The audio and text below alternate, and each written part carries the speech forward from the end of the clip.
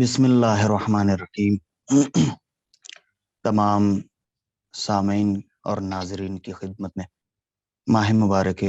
رمضان کی آج تیسری تاریخ کی بہت بہت مبارکباد پیش کرتے ہیں۔ معذرت چاہتے ہیں کیونکہ آپ کو ہماری وجہ سے انتظار کرنا پڑا، لیکن کبھی کبھی کچھ ایسے منازل آ جاتے ہیں، لہٰذا خیر ساری باتوں کو چھوڑتے ہوئے شروع کرتے ہیں۔ آج سورہ قدر سے ہم اپنے درس کا آغاز کرتے ہیں۔ اعوذ باللہ من الشیطان الرجیم،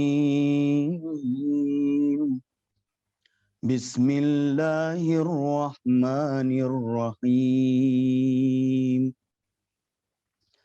انا انزلناه فی لیلۃ القدر وما ادراک ما لیلۃ القدر لیلۃ القدر خیر من الف شہر تنزل الملائکۃ والروح فیہا بإذن ربہم من کل امر سلام ہی حتی مطلع الفجر۔ سورہ قدر اپنی جگہ پر بہت اہمیت رکھتا ہے اور اس کا بہت ثواب ہے۔ روایت میں ملتا ہے کہ سورہ قدر کی اگر کوئی شخص تلاوت کرتا ہے تو اس کا ثواب بالکل ایسے ہی ہے جیسے اس نے رسول خدا صلی اللہ علیہ وآلہ وسلم کے ساتھ حج کا طواف کیا ہو، خانہ کعبہ کا طواف کیا اور حج انجام دیا ہو، لہٰذا اسے حج اور عمرے دونوں کا ثواب، حج مقبول اور عمرے مقبولہ کا ثواب اسے پروردگار عالم عنایت فرمائے گا۔ طبیعت کی ناسازی تو نہیں کہوں گا کیونکہ یہ تو زندگی میں ہر کسی کے ساتھ ہوتا ہی رہتا ہے، لیکن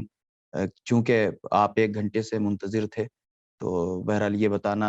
ضروری تھا، واجب تھا کہ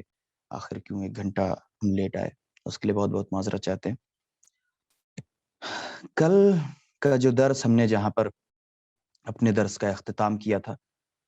تو اس میں ہم نے وحی کے اقسام بتائے تھے کہ قرآن کی نظر میں، خود قرآن میں وحی کی کتنی قسمیں ہیں، اور ہم نے وہ جو 4 قسمیں بتائی تھی، اور چوتھی جو قسم تھی کہ وحی نبوت اور رسالت۔ تو وحی ایک ایسی یعنی اللہ کی طرف سے بھیجا ہوا پیغام ہے کہ جس کے متعلق ہم نے کہا کہ وحی ایک خاموش اور ایک چھپا ہوا اور ایک راز کی چیز ہے کہ جسے وحی کہتے ہیں، اور جس کی تعریف بھی ہم نے آپ کو کل بتائی، اور ایک ایک چیز کے بارے میں بھی ہم نے آپ کو بتایا کہ یہ ایک چھپی ہوئی بات ہے جس کو قرآن مجید میں بیان کیا گیا، اور لغت کے ماہرین نے جن کا میں نے حوالہ دیا ہے، اور خاص طور سے ایک چیز درس کے جیسا شروع ہو گیا لیکن پھر بھی آپ کو ایک چیز کی طرف متوجہ کر دیں کہ جتنا بھی خلاصہ بھیجا جاتا ہے درس کا تو اس خلاصے کو ضرور آپ لکھتے رہیں، اور انشاءاللہ اور جو ویڈیوز جو لوگ اس میں درس میں نہیں شرکت کر پاتے ہیں اور ویڈیوز جو دیکھتے ہیں بعد میں،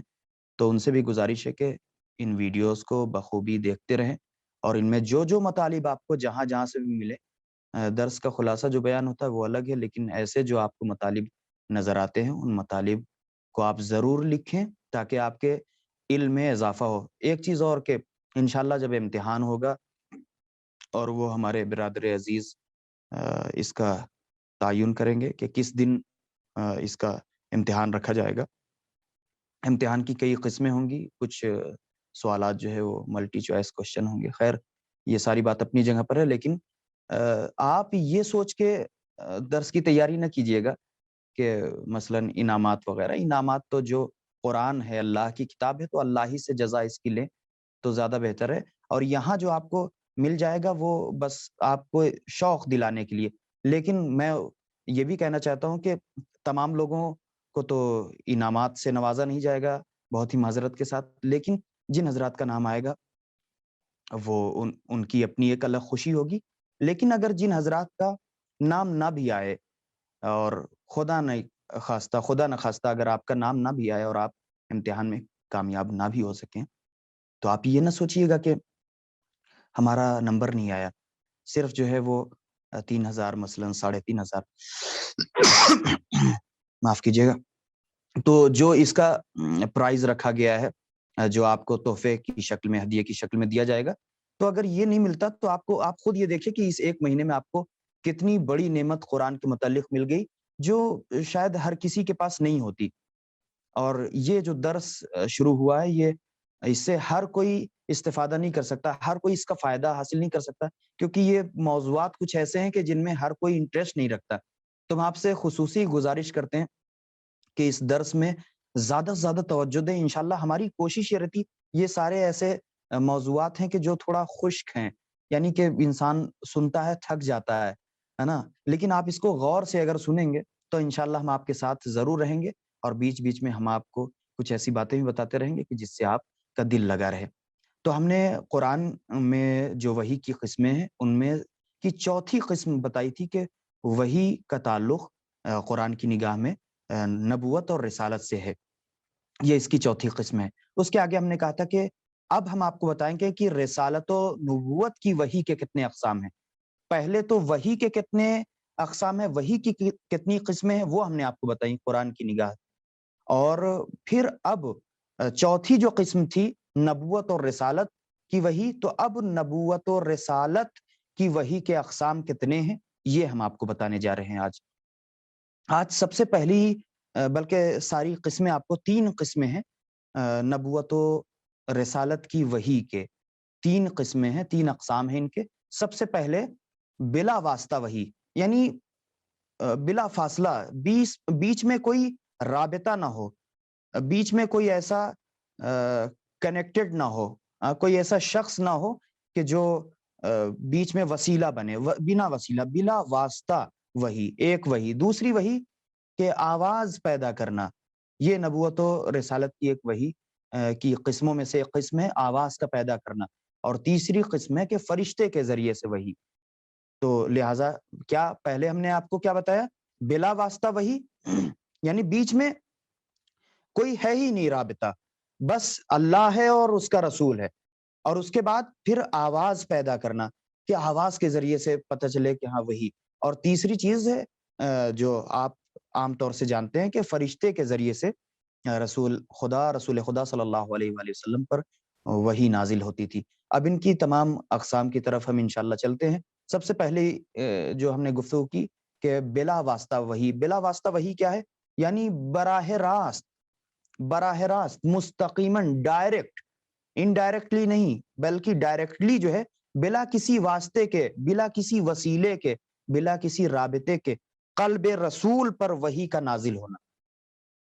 قلب رسول پر وحی کا نازل ہونا، یہ بلا واسطہ۔ تو اور اس کے بعد پھر دوسری چیز، یہ تو آپ کو سمجھ میں آ گئی ہوگی کہ پہلی وحی، بلا واسطہ وحی اس کو کہتے ہیں کہ جو اللہ کی طرف سے قلب پیغمبر صلی اللہ علیہ وآلہ وسلم پر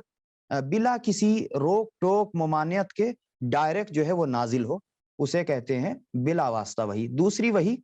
آواز پیدا کرنا، یعنی یہ اللہ کی طرف سے کہ آواز پیدا کرنا، کہ آواز کے ذریعے سے اپنے رسول صلی اللہ علیہ وآلہ وسلم کو پہچنوائے کہ یہ پیغام میری طرف سے ہے۔ اور جیسا کہ کل ہم نے آپ کو امام حسن عسکری علیہ السلام کی بھی حدیث بیان کی تھی، اور امام صادق علیہ السلام کی بھی آپ کو حدیث بیان کی تھی۔ حدیثوں پر خاص توجہ دیجیے گا کہ جو حدیثیں ہم بیچ بیچ میں بیان کرتے ہیں، ان حدیثوں پر خاص توجہ، کہ آخر رسول خدا صلی اللہ علیہ وسلم پر وہی جو نازل ہوتی تھی، تو اس کے متعلق کہا گیا کہ آخر شیطان کا وسوسہ کیوں نہیں محسوس ہوا رسول کو، کہ آخر یہ شیطان کا وسوسہ بھی تو ہو سکتا ہے۔ تو امام نے کیا فرمایا؟ امام نے کہا کہ نہیں، کیونکہ اللہ جس کو رسالت اور نبوت کے لیے چنتا ہے، اس کے دل کو اتنا اطمینان دے دیتا ہے کہ وہ خود محسوس کر لیتا ہے کہ یہ پیغام الہی ہے، نہ کہ وسوسہ شیطانی۔ اب آگے دیکھیں، پیغمبر کے کانوں تک وحی کی آواز کا پہنچانا، مگر اس طرح کہ آپ کے علاوہ اور کوئی نہ سن سکے۔ اللہ جو ہے وہ پیغمبر کے کانوں تک،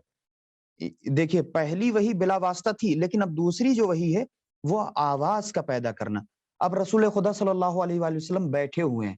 یا کھڑے ہیں، تو اللہ کی طرف سے رسول خدا صلی اللہ علیہ وآلہ وسلم کے کانوں میں آواز آئی، اور جو پیغام اللہ کو رسول تک پہنچانا تھا وہ رسول تک پہنچا دیا اس طرح کے ذریعے سے۔ لیکن یہ جو کان میں آواز آ رہی ہے رسول خدا صلی اللہ علیہ وآلہ وسلم کے، رسول بیٹھے ہوئے ہیں،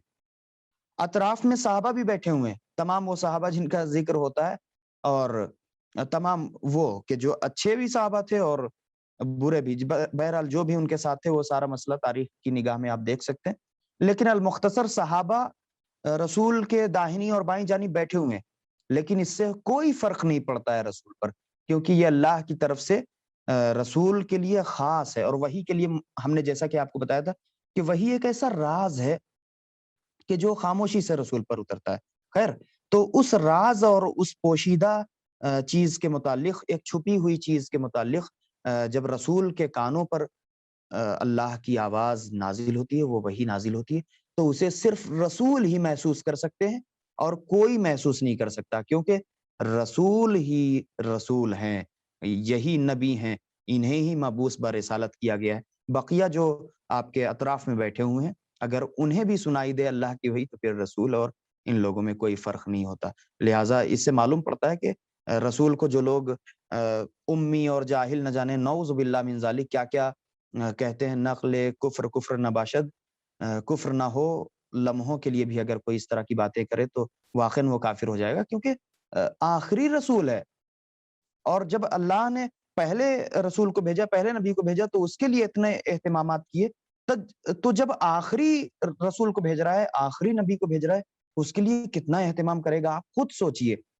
اور ایسا رسول کہ جو لوگوں کی ہدایت کے لیے آیا ہے، جو رحمت للعالمین ہے، اس کے لیے کیا کہا لوگوں نے کہ یہ نعوذ باللہ جاہل ہے، نعوذ باللہ ان پڑھ ہے۔ ارے وہ تم سے پڑھے گا، وہ اس دنیا میں اگر کوئی اس کا استاد بن جائے گا تو وہ استاد افضل ہو جائے گا، اور رسول نعوذ باللہ مفضول ہو جائیں گے۔ تو پھر اگر رسول مفضول ہو گئے تو پھر رسول رسول نہ رہے۔ تو رسول جو ہے وہ اللہ کے یہاں سے سیکھ کر آتا ہے، اور یہ رسول ایسے ہی نہیں ہوتا، یہ رسول منصوص من اللہ ہوتا ہے، اللہ اسے جو ہے منتخب کرتا ہے، اللہ اس کا انتخاب کرتا ہے، یہ اللہ کی طرف سے اصطفیٰ ہوتا ہے، یعنی اللہ کا چنا ہوا ہوتا ہے۔ تو جب جناب موسیٰ اللہ سے بات کر سکتے ہیں، تو رسول خدا صلی اللہ علیہ وآلہ وسلم نعوذ باللہ جاہل کیسے ہو سکتے ہیں؟ اور وہ انسان جاہل ہو سکتا ہے، وہ رسول جاہل ہو سکتا ہے نعوذ باللہ، کہ جس کے لیے قرآن میں سورہ جمعہ میں اور پھر قرآن کی متعدد آیتوں میں ارشاد ہوا، بسم اللہ الرحمن الرحیم وَيُزَكِّيهِمْ وَيُعَلِّمُهُمُ الْكِتَابَ وَالْحِکْمَہ۔ میں بہت مختصر سی آیت اسی لیے پڑھ رہا ہوں کہ ایسا رسول کہ جو آپ کو تزکیہ نفس کرے گا اور آپ کو ہدایت کرے گا، کتاب و حکمت کی تعلیم دے گا۔ آپ اپنے بچے کے لیے، یا اگر یہاں پر جو ہمارے ہمسن لوگ بیٹھے ہوئے تو اپنے بھائی وغیرہ کے لیے، یا اپنے گھر میں اپنی بہنوں کے لیے، چھوٹی بہنوں کے لیے، یا اپنے بچوں کے لیے جو لوگ ٹیچرز کا انتخاب کرتے ہیں، وہ ایسے ٹیچر کا انتخاب نہیں کرتے کہ جو جاہل ہو، ان پڑھ ہو، ایسے کا انتخاب کرتے ہیں کہ جو پڑھا لکھا ہو، جس کے پاس علم ہو۔ تو جب ہم اپنے بچے کو عام معمولی سا علم دینے کے لیے ایسے کا انتخاب کرتے ہیں جو پڑھا لکھا ہو، تو اللہ نے جس رسول کو اس دنیا میں بھیجا ہے، تو کیوں وہ چاہے گا کہ یہ جاہلی سے بھیجے؟ اللہ کہ کیا نعوذ باللہ جس نے ہمیں خود عقل دی ہے، کیا اسے عقل نہیں کہ وہ جاہل کو ہمارے درمیان بھیجے گا؟ نہیں، بلکہ یہ اشتباہ ہے۔ امی کا مطلب یہ ہوتا ہے کہ جو ام القریٰ میں پیدا ہوا ہو۔ خیر، تو ساری باتیں اپنی جگہ پر۔ ہم نے آپ سے کہا تھا کہ آواز جو رسول خدا صلی اللہ علیہ وسلم کے کان کے اوپر سمجھ لیجئے کہ جو آواز آئی، یعنی رسول خدا صلی اللہ علیہ وآلہ وسلم سن سکتے ہیں لیکن دوسرا نہیں سن سکتا۔ آواز سنائی دے مگر آواز دینے والا نہ دکھائی دے۔ یہ آواز کا پیدا کرنا جو وحی کی قسموں میں سے قسم ہے کہ آواز تو آ رہی ہے، لیکن آواز کہاں سے آ رہی ہے، یہ آواز کس کی ہے، یہ نہیں دکھائی دے رہا ہے۔ تو اور یہ رسول کو اطمینان ہے کہ یہ اللہ کی آواز ہے، لیکن یہ رسول کے علاوہ کوئی نہیں سن سکتا۔ ایسے ہی جیسے بالکل ایسے ہی محسوس ہوگا رسول خدا صلی اللہ علیہ وسلم کو، ایسے ہی محسوس ہوتا تھا کہ جیسے پردے کے پیچھے سے کوئی بول رہا ہو، لیکن رسول اسے دیکھ نہیں سکتے تھے، آواز سن سکتے تھے کیونکہ رسول تھے، اور دیکھ اس لیے نہیں سکتے تھے کیونکہ خدا تھا، تو خدا جو ہے اسے کوئی دیکھ نہیں سکتا، لہٰذا بالکل ایسے ہی محسوس ہوتا تھا جیسے پردے کے پیچھے سے کوئی آواز دے رہا ہو یا کوئی گفتگو کر رہا ہو۔ اسی وجہ سے اس کیفیت کو ہم نے لکھا ہے کہ او من وراء حجاب، یعنی پس پردہ سے کہہ کے بیان کیا گیا۔ پھر دیکھیں کہ حضرت موسیٰ علیہ السلام پر اس طرح وحی نازل ہوئی، خصوصاً کوہ طور پر۔ کوہ طور پر جناب موسیٰ پر جو وحی نازل ہوئی وہ آواز کے ذریعے سے نازل ہوئی۔ آپ خود جانتے ہیں، جناب موسیٰ کی تاریخ پڑھیے کہ جناب موسیٰ کوہ طور پر جاتے تھے، اپنے اللہ سے باتیں کرتے تھے، اور پھر اللہ ان سے پوچھتا تھا، اللہ سے کلیم اللہ کہے جاتے تھے جناب موسیٰ، تو اللہ بھی ان سے باتیں کرتا تھا۔ تل کا بے یمینک یا موسیٰ، ہے موسیٰ تمہارے داہنے ہاتھ میں کیا ہے؟ تو جناب موسیٰ کہتے تھے خدایا ہیا عصایا اتوکل علیہا، یہ میرا عصا ہے، میں اس پر تکیہ کرتا ہوں۔ تو جب تفسیر میں بیان کیا گیا کہ آخر جناب موسیٰ کو کہنے کی کیا ضرورت تھی، یہ میرا ڈنڈا ہے اور پھر اس پر میں تکیہ لگاتا ہوں، یعنی اپنی بھیڑیں وغیرہ جب چراتے تھے تو یہاں پر رک کر ایک بات اور کہہ دوں کہ اگر بھیڑیں وغیرہ کسی کے پاس ہوں یا بکریاں وغیرہ کسی کے پاس ہو، جانور ہوں کسی کے پاس، تو بے عزتی نہ محسوس ہو، اس لیے کیونکہ جب اللہ نے نبیوں کو چرانے کے لیے دیا، یا نبی انبیاء اس طرح کی سواریوں کو یا مثلا اس طرح کے جانوروں کو چراتے تھے، تو اگر ہمارے یہاں اگر کوئی حلال روزی کمانے کے لیے اگر اس طرح چرا رہا ہے جانوروں کو تو کوئی حرج نہیں ہے، نہ اسے آپ شرمندہ ہوں، نہ خود آپ شرمندہ ہوں، اور نہ اگر کوئی چرواہے کی طرح بھیڑ بکریوں کو چرا رہا ہے تو آپ اس پر کمنٹ کریں، کیونکہ اللہ کو کمنٹ بالکل بھی پسند نہیں ہے۔ خیر، تو جناب موسیٰ پر بھی کوہ طور پر وہی نازل ہوئی اور اسی آواز کے ذریعے سے۔ پھر شب معراج پیغمبر خدا صلی اللہ علیہ وآلہ وسلم پر جو وحی کا نزول ہوا بالکل اسی طرح سے ہوا، جیسا کہ ہم نے آپ کو بتایا کہ آواز کے ذریعے سے۔ یہ ہم نے آپ کو دو قسمیں بتا دی، بلا واسطہ وحی، بلا واسطہ وحی یعنی ڈائریکٹلی رسول خدا صلی اللہ علیہ وسلم پر نازل ہو اور بیچ میں کوئی نہ ہو، اور دوسرا ہم نے آپ کو بتایا کہ آواز کے ذریعے سے، کہ رسول بیٹھے ہوئے ہیں اصحاب کے درمیان لیکن وحی نازل ہوئی اور خود صرف رسول خدا صلی اللہ علیہ وآلہ وسلم نے سنا، اس کے علاوہ کوئی نہیں سن سکتا تھا۔ یہ ہو گئی دوسری وحی۔ جناب موسیٰ پر وحی نازل ہوئی کوہ طور پر، یاد رکھیں، اس لیے ہم جلدی جلدی آپ کو دہرا کے بتا دیتے ہیں تاکہ آپ کو حفظ ہو جائے۔ تو جناب موسیٰ پر کوہ طور پر نازل ہوئی، اور اس کے بعد پھر شب معراج رسول خدا صلی اللہ علیہ وآلہ وسلم پر بھی بالکل ایسے ہی وحی نازل ہوئی آواز کے ذریعے سے۔ تیسری چیز ہم نے کیا بتایا؟ فرشتوں کے ذریعے سے۔ اب فرشتوں کے ذریعے سے آپ کو سمجھنا آسان ہوگا کیونکہ روح پیغمبر پر پیغام خدا کا نزول جبرائیل علیہ السلام کے ذریعے انجام پاتا تھا۔ یہ چیز آپ نے مجلسوں میں سنی ہے، علماء سے سنی ہے، درس میں سنی ہے، کہ چنانچہ قرآن مجید میں پروردگار عالم ارشاد فرماتا ہے، نزل بہ الروح الامین علی قلبک، نزل بہ الروح الامین، نزل بہ الروح الامین علی قلبک، کہ اس کا حوالہ سورہ شعراء آیت نمبر 193 194، کہ اسے روح الامین نے آپ کے دل پر نازل کیا، یعنی کسے؟ وحی کو۔ اور اب وحی کیا تھی؟ یعنی یہی قرآن کی آیتیں تھیں۔ تو پھر سے اس کو آپ دیکھ لیں کہ نزل بہ الروح الامین علی قلبک، کیا ہے اس کا حوالہ؟ ریفرنس کیا ہے؟ سورہ شعراء۔ دیکھیے کل ہم نے بتایا تھا سورہ شورا، شین واو پیش شو، رے یہ کھڑا زبر را، شورا، لیکن آج ہے سورہ شعراء، شین پیش شو، عین زبر آ، شعا، رے الف زبر را، حمزہ ساکین، شعراء، سورہ شعراء، آیت نمبر 193 اور 194، 193 194۔ یہ ہو گئی آپ کی جو کل ہم نے وعدہ کیا تھا کہ رسالت و نبوت کی وحی کے اقسام ہم بتائیں گے۔ یہ ٹاپک ابھی یہاں پر ایک مختصر سا موڑ لیتا ہے، اور اب آتا ہے نزول وحی کی کیفیت، کہ جب وحی نازل ہوتی تھی، ابھی تک تو یہ کہ وحی کیسے کیسے نازل ہوئی اور کس طرح سے کس انداز میں نازل ہوئی یہ ہم نے بیان کیا۔ ماہ رمضان المبارک ہے اور بہرحال محنت کر رہے ہیں، آپ بھی کر رہے ہیں، ہم بھی کر رہے ہیں، پانی بھی پینے کا اختیار نہیں۔ اللہ ان تمام لوگوں کو جو ہمارے درس میں شرکت کر رہے ہیں، ان کو بھی صبر عنایت فرما، اور ہمیں بھی قوت عطا فرما کہ ہم آپ کے سامنے علوم قرآنی کو زیادہ سے زیادہ بیان کر سکیں۔ خیر، اللہ طاقت دے رہا ہے انشاءاللہ، اور دیتا رہے گا اسی طرح، کیونکہ ہم اسی کے کلام کو ذکر کر رہے ہیں۔ نزول وحی کی کیفیت، اب یعنی نزول وحی کی کیفیت یہ ہیڈنگ ہے، جب آپ لکھیے گا تو یہ لکھے گا نزول وحی کی کیفیت، یہ ہیڈنگ بنائیے گا۔ نزول وحی کیفیت یعنی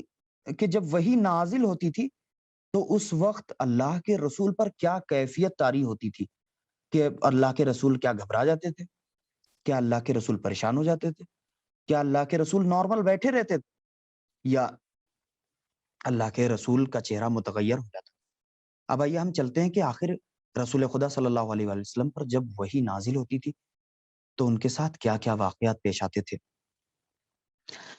جب پیغمبر اکرم صلی اللہ علیہ وآلہ وسلم پر براہ راست وحی نازل ہوتی تھی تو آپ کو اس قدر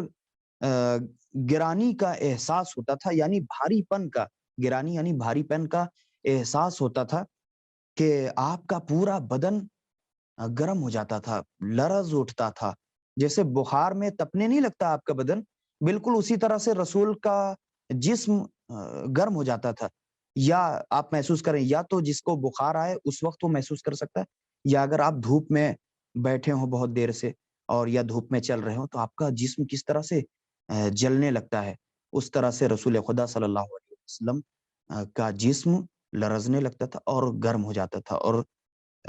تپنے لگتا تھا، جس کو جو گاؤں کے لوگ بھی ایڈ ہیں وہ سمجھ جائیں کہ جسم تپنے لگتا تھا۔ اور اور جبین مبارک یعنی پیشانی، رسول خدا صلی اللہ علیہ وآلہ وسلم کی پیشانی مبارک سے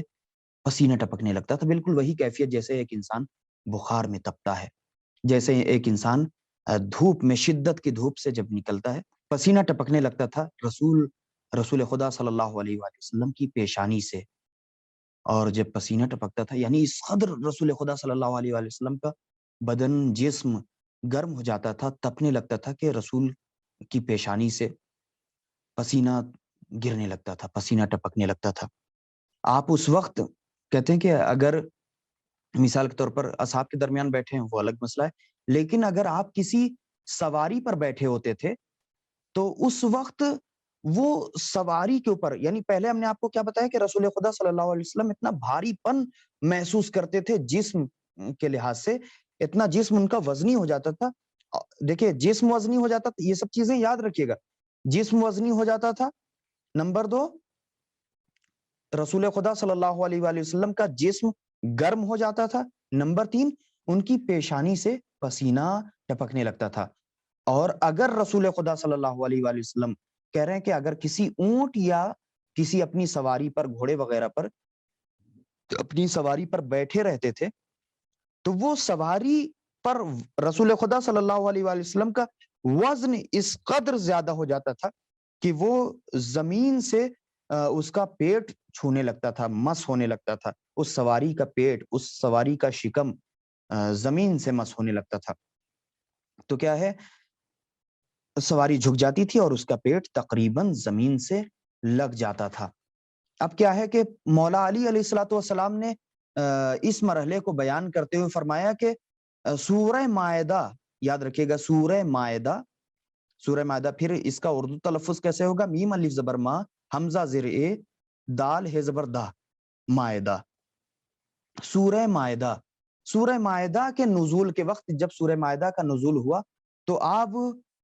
شہبہ یا شہبہ نامی ناقے پر سوار تھے، وہی کی گرانی سے ناقہ ٹھہر گیا،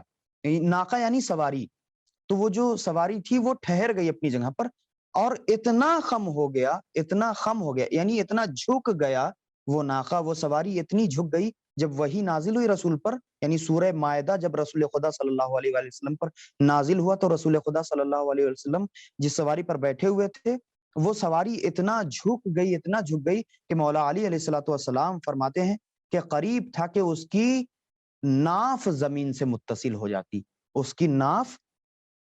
جو شکم میں ہوتی، اس کی ناف جو ہے وہ زمین سے مل جاتی، اتنا زیادہ وہ سواری اور وہ رسول کا ناقہ زمین سے متصل ہو گیا تھا۔ اور آپ کا ہاتھ یعنی رسول خدا صلی اللہ علیہ وسلم، یہ کون کہہ رہا ہے؟ مولا علی بیان فرما رہے ہیں کہ اور رسول خدا صلی اللہ علیہ وآلہ وسلم کا ہاتھ ایک صحابی کے سر پر تھا، اور اس وقت رسول خدا صلی اللہ علیہ وسلم اپنا ہاتھ ایک صحابی پر رکھے ہوئے تھے۔ اب یہ ریفرنس لکھ لیجئے، اگر آپ ویڈیو دیکھ رہے ہیں اس وقت، اگر پین اور کاپی آپ کے پاس ہو تو آپ ریفرنس لکھیے تفسیر عیاشی۔ تفسیر عیاشی عین سے ہے، عین یہ زبر عی، یہ الف زبر یا، عیا شین یہ زر شی، عیاشی، تفسیر عیاشی، جلد نمبر 1، جلد نمبر 1، صفحہ نمبر یعنی پیج نمبر 388، 388، یہ ہے اس حدیث کا حوالہ۔ عبادہ بن صامت کہتے ہیں کہ نزول وحی کے موقع پر رسول خدا صلی اللہ علیہ وآلہ وسلم کا چہرہ اور بدن متغیر ہو جاتا تھا، وہی چیز جو میں نے آپ کو پہلے بتائی، اور آپ کے صحابہ اس وقت سروں کو جھکا لیتے تھے جس وقت وحی نازل ہوتی تھی۔ تو ہم نے کہا کہ یہ سواری کا ہم نے دیکھیے پہلے تذکرہ کیا کہ اگر سواری پر رسول خدا صلی اللہ علیہ وآلہ وسلم بیٹھے رہتے تھے تو سواری زمین کو چھونے لگتی تھی، جس بھی سواری، اور خود اس بات کی تصدیق امام علی علیہ الصلوۃ والسلام نے کر دی کہ جب رسول خدا صلی اللہ علیہ وسلم اپنے ناقے پر سوار تھے، شہبہ یا شہبہ نامی سواری ناقے پر جب سوار تھے تو وہ اس وقت اس کی ناف زمین سے لگنے لگی، اور رسول خدا صلی اللہ علیہ وآلہ وسلم نے اپنا ہاتھ ایک صحابی کے سر پر رکھ دیا۔ یہ بات ہو گئی۔ اب ہم نے جو یہ دوسری بات ہم نے آپ کو بتائی کہ جب وہی نازل ہوتی تھی رسول خدا صلی اللہ علیہ وآلہ وسلم پر تو رسول خدا صلی اللہ علیہ وسلم کا بدن لرزنے لگتا تھا اور چہرہ متغیر ہو جاتا تھا، اور بھائی خدا کی طرف سے پیغام آ رہا ہے، معمولی بات ہے کہ یہی پیغام آپ دیکھیں، آپ اندازہ لگائیں کہ جب اللہ کے یعنی بندوں نے، یعنی جناب موسیٰ علیہ السلام کے دور کے جناب موسیٰ کے چاہنے والوں نے جب کہا تھا جناب موسیٰ سے کہ ہم اللہ کو دیکھنا چاہتے ہیں، ہم اللہ کو دیکھنا چاہتے ہیں، تو رسول خدا صلی اللہ علیہ وسلم پر یہ جب آیتیں نازل ہوئی تو اس میں باقاعدہ طور پر قرآن کے ذریعے سے ہمیں پتہ چلا نا کہ آخر جناب موسیٰ کے ساتھ کیا ہوا تھا۔ تو جب جناب موسیٰ نے اللہ سے ذکر کیا، اے خدا یہ بندے تیرے تجھے دیکھنا چاہتے ہیں، تو کیا ہوا؟ صرف ایک بجلی چمکی تھی اور ایک آواز آئی، سارے کے سارے بے ہوش ہو گئے تھے، اور خود جناب اور بے ہوش نہیں ہو گئے تھے، بہت سے اکثر خاکستر ہو گئے تھے، اور رسول یعنی یہی جو جناب موسیٰ علیہ السلام تھے یہ بے ہوش ہو گئے تھے، یہ گرانی تھی۔ تو جناب موسیٰ تو بے ہوش ہو گئے تھے، کم سے کم رسول بے ہوش تو نہیں ہو رہے ہیں۔ رسول کے لیے اتنا ہے کہ ہاں رسول کا جسم لرز اٹھتا تھا، جسم گرم ہو جاتا تھا، جیسے ہم نے بتایا کہ بخار کے عالم میں جیسے انسان کا جسم تپنے لگتا ہے، یا دھوپ سے انسان آتا ہے تو اس کے پیشانی سے پسینہ نکلنے لگتا ہے، تو رسول بھی اسی قدر ان کے پیشانی سے پسینہ نکلنے لگتا تھا۔ اور پھر جیسا کہ اس صحابی نے بتایا، کیا بتایا کہ رسول خدا صلی اللہ علیہ وسلم جب صحابیوں کے درمیان بیٹھے رہتے تھے اور وہی نازل ہوتی تھی تو رسول کا چہرہ بدلنے لگتا تھا، چہرے کی رنگت بدلنے لگتی تھی، اور اس وقت صحابہ جو تھے وہ اپنے سروں کو جھکا لیتے تھے کہ رسول خدا صلی اللہ علیہ وسلم کی اس کیفیت کو دیکھ کر رسول خدا صلی اللہ علیہ وسلم کی یہ صحابی گھبرات جاتے تھے اور اپنے سروں کو جھکا لیتے تھے۔ اس کا بھی حوالہ لکھ لیجئے، ریفرنس لکھ لیجئے، طبقات بن سعد، طبقات بن سعد۔ طبقات کیسے لکھیں گے؟ تو بے زبر طب، قاف علیہ زبر قا، طبقا تے ساکن، طبقات بن سعد، بن بے نون زر بن، اور سین عین زبر سا دال ساکن سعد، طبقات بن سعد، جلد نمبر 1، صفحہ نمبر 131۔ یہ سب کتابیں اگر بہرحال نہیں معلوم، بہت سے لوگ دیکھتے ہوں گے، اور جو نہیں دیکھتے ہیں، ریکارڈنگ تو چل رہی ہے،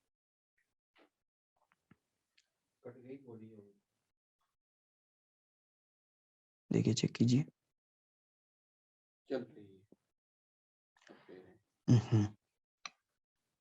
خیر، تو جیسا کہ پھر خلاصتاً ہم آپ کو صرف اتنا بتا دیں کہ جیسا کہ ہم نے بتایا کہ وہی جب نازل ہوتی تھی تو رسول خدا صلی اللہ علیہ وسلم کا جسم لرز جاتا تھا،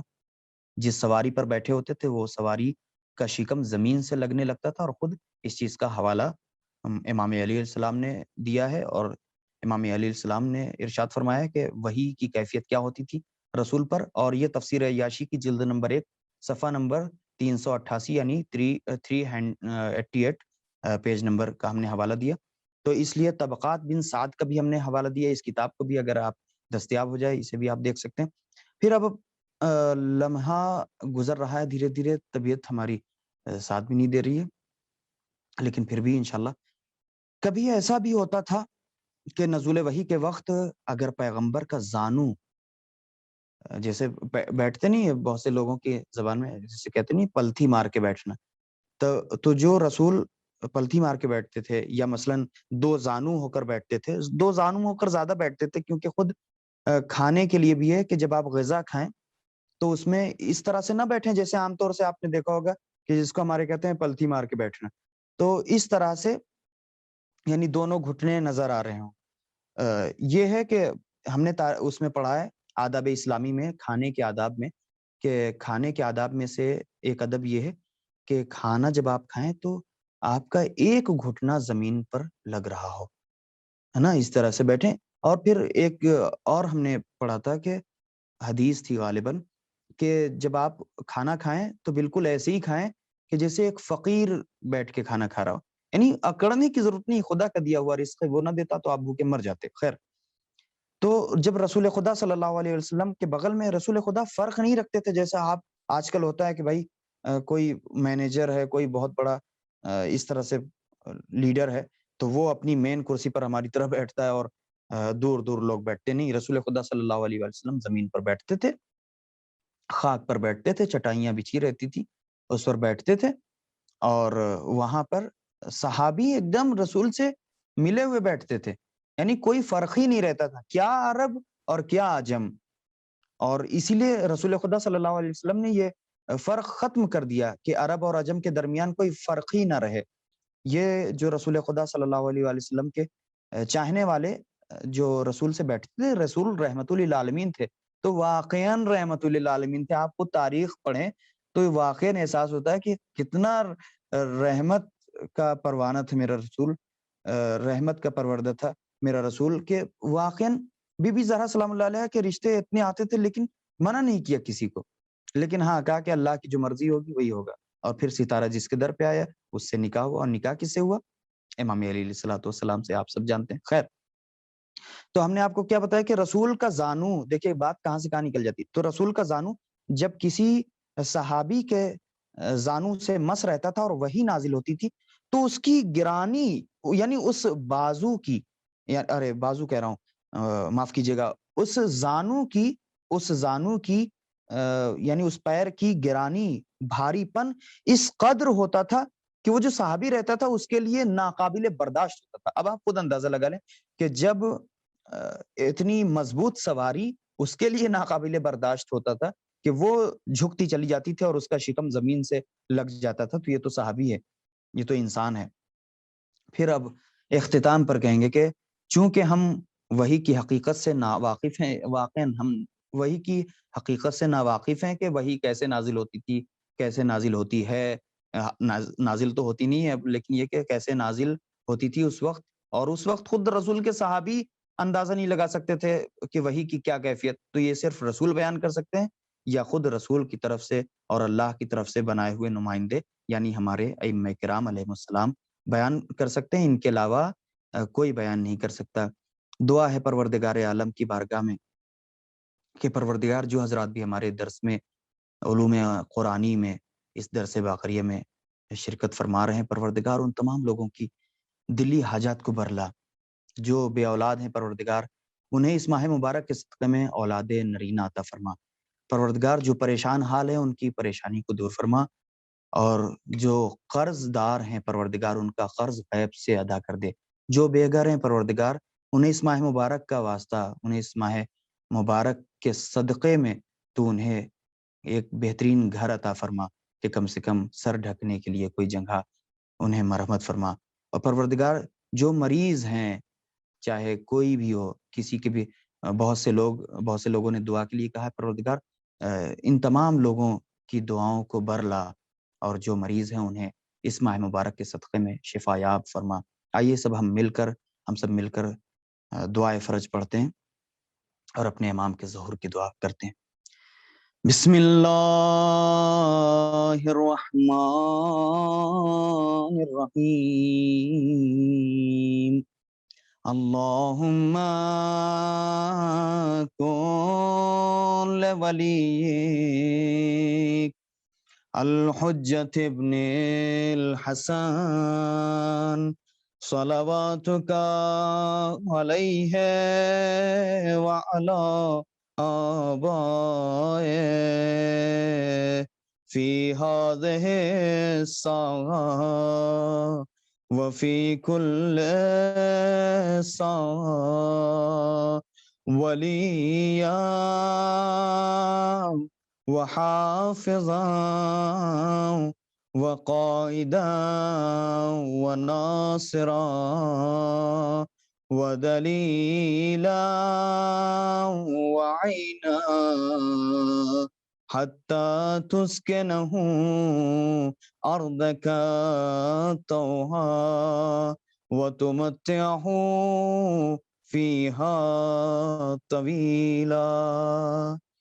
تمام حضرات سے گزارش ہے کہ اگر درس اچھا لگا ہو تو دعا میں یاد رکھیں، زیادہ سے زیادہ ہمارے درس میں شرکت کریں اور اپنے اقربا اور اعزاء کو بھی شرکت کرنے کے لیے دعوت دیں۔ انشاءاللہ پھر آپ سے کل ملاقات ہوگی اپنے وقت معینہ پر، تب تک اپنی دعاؤں میں یاد رکھیے گا۔ خدا حافظ۔